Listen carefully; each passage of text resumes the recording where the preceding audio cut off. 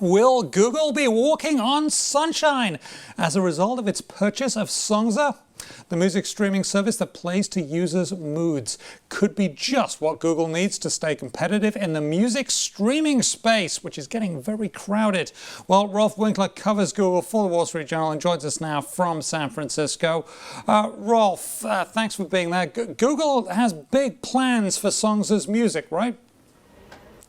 We think so, yeah. Now, for the moment, Songza is going to continue to operate as its own service, but it will fit in potentially pretty well with Google, who has a lot of interest in streaming music. Music in general being a great way to keep people attached to mobile devices, something Apple's been doing, something Google's focused on. Now, what I thought was very interesting in the story you wrote was that no plans to change anything so far, and we know how long things like that last, because one of the ideas is, you know, with these things you want to make money.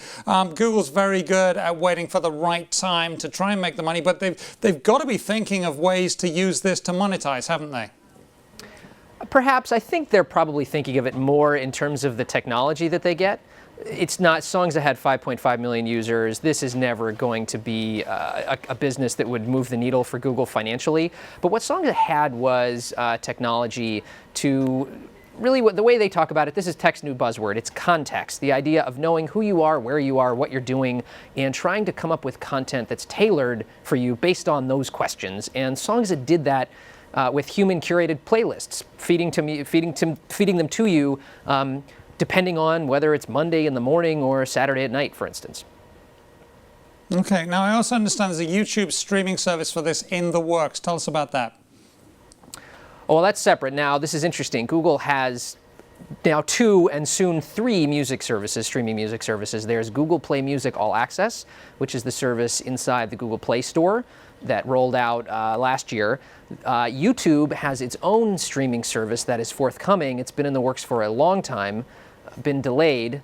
And this Songza is now, that will be coming in a couple months. Songza is another streaming music service. Now, the new details we got yesterday were that obviously they're going to try to integrate these things. So, for instance, you're only going to pay for one of them and get access to all of them. Hopefully, we'll see how Songza works into the mix. But really, what's probably going to happen is Songza's technology will be used in Google Play Music All Access, that product, as well as the YouTube streaming service in some way that we haven't seen yet. Okay, and we also know that mobile is the king of everything in the future. That's where everything seems to be going. This looks likely to end up on Google Android platform phones. What does this do to that rivalry between Apple and its iPhone and all those services and the Google systems? It kicks it up a notch, sure. So we saw this with Apple paying $3 billion for Beats Electronics, which came with Beats Music, a streaming service.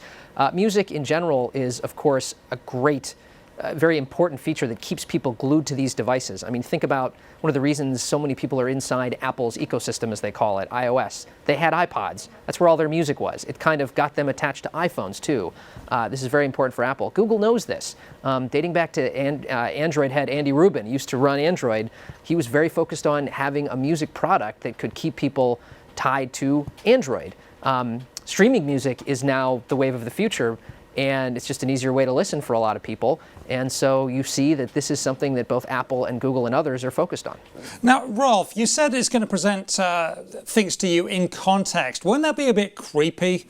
I mean, sometimes you just want to go and pick something for yourself, and you know, and even if it means going down the list of the songs and going click, being presented with exactly the right thing, I would be creeped, wouldn't you? I don't know. There's always privacy concerns when these companies say, look, we have information about you and we're going to take that information and we're going to use it to give you better recommendations. Not just for music, by the way. That's another thing about Songza, is this technology Google will probably use to help with recommendations for books, for movies, for other content that is in the Play Store, which is their version of the iTunes, I should say the App Store for iPhones.